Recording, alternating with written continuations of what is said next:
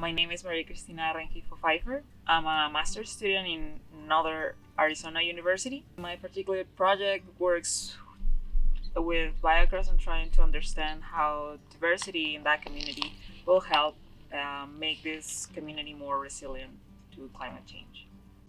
Cristina Rengifo grew up a city girl amid the energy and bustle of Lima, Peru. But a family move to a small town in the Peruvian rainforest thrust a teenage Cristina into a life suddenly filled by nature. Fear soon gave way to a bond with the natural world that would ultimately guide Cristina's career path.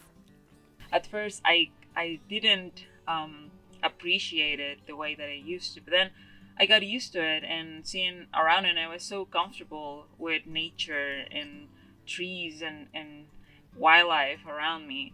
So I got really comfortable with it, and I already knew that I like science, so I just put those things together. Years later and 4,000 miles away, Cristina found herself in a far different environment.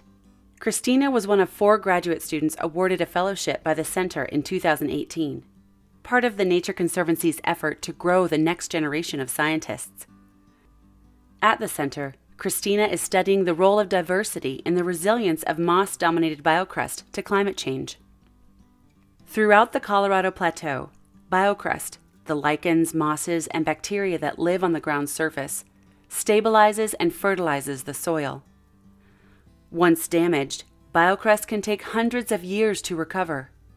As biocrust goes, so goes the entire desert ecosystem.